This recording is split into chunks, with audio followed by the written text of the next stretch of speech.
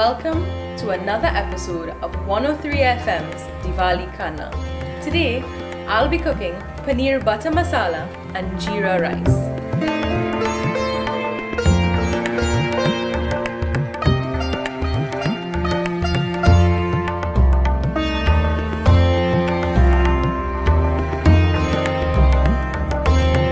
My name is Siddhi Sankar and I am a recipe developer for Chatak Food Products Limited. Let's get started with our rice on the stove. In a medium pot, begin with 1 tablespoon of lotus soybean oil. Next, add just about 1 tablespoon of butter. Go ahead and add in 1 heaping teaspoon and a half Chatak whole jeera. Add a half teaspoon of Chatak chili flakes, conveniently found on the shelves of the Little Store Limited. As our butter and our oil sputters and fries our jeera, it's time to go ahead and add in 1 cup of Chatak's basmati rice.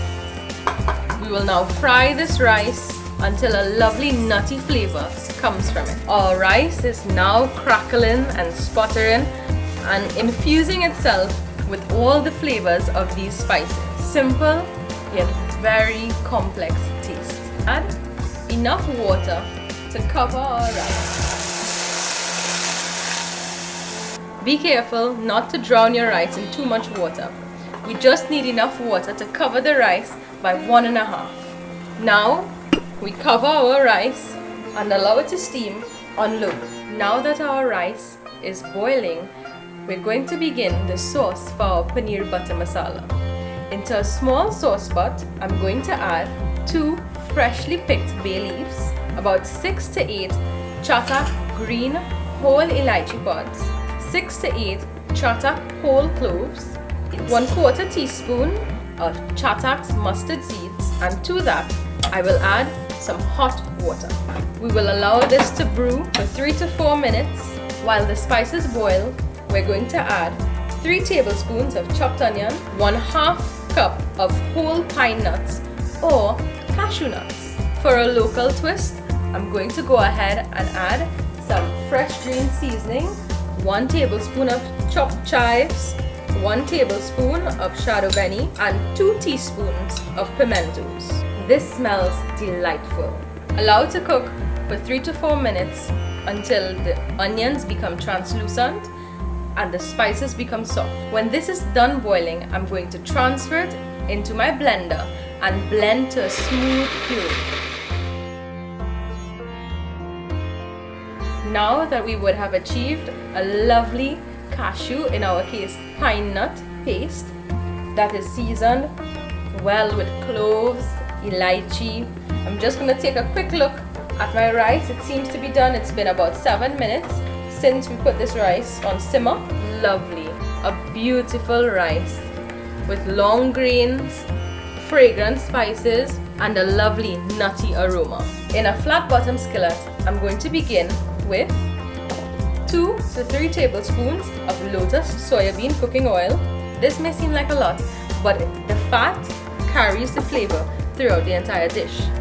And here I have just about 2 tablespoons of butter. And of course, the dish is called paneer butter masala. While our butter and oil comes up to heat, in my little bowl here, I have about 2.5 tablespoons of Chatak garlic seasoning. And then I will add about 2 teaspoons of Chatak's ground ginger. Ginger garlic paste is a fragrant staple used to begin most Indian dishes.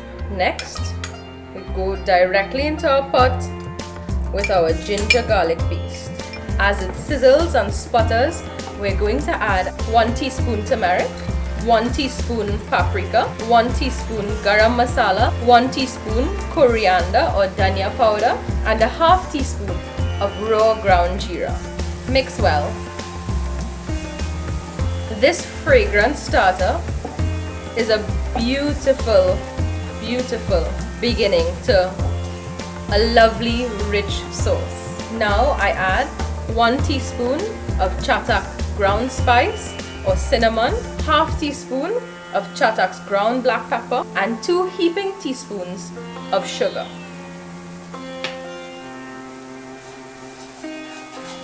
In my bowl, I have just about 2 cups of tomato puree, which I'm going to go ahead and add. Mix well to incorporate the color and the flavor of the spices into those tomatoes.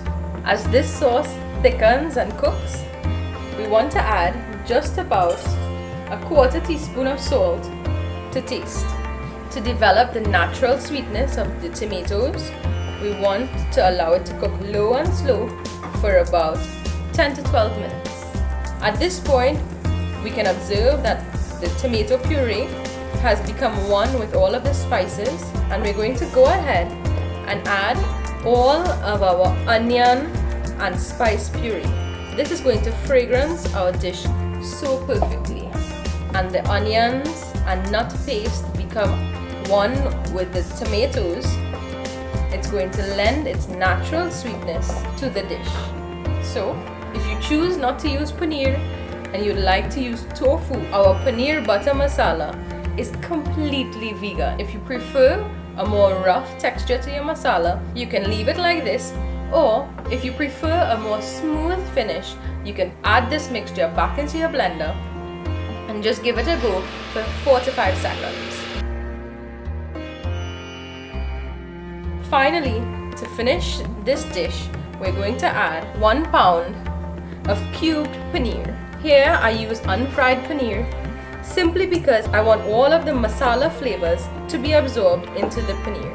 At this point, if you so wish, you can add other vegetables, for example, peas, carrots, mushrooms, and transform a simple paneer butter masala dish into matar paneer, mushroom paneer.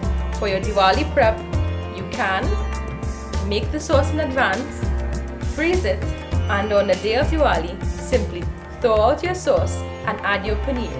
Simmer for 3 to 4 minutes until the paneer is well coated and absorbs all of the flavor of your sauce. Our final step to this dish is to simply salt to taste, add a teaspoon of butter, and about 2 tablespoons of heavy cream.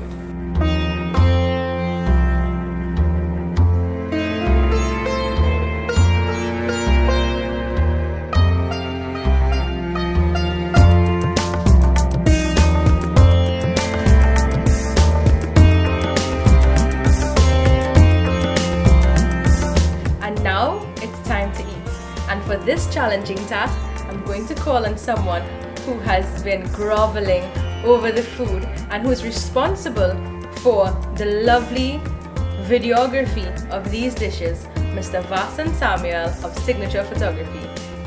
So I have here your plate. Welcome. Thank you. I only have a fork here for me. Oh, that's okay. I usually walk with mine. Anyways, let's dig right in. Here I have some jeera rice. I'll plate for you first. It's so fragrant.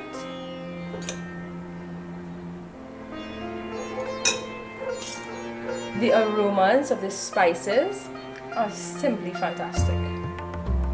The paneer is tender. It smells so rich. The rice is perfect.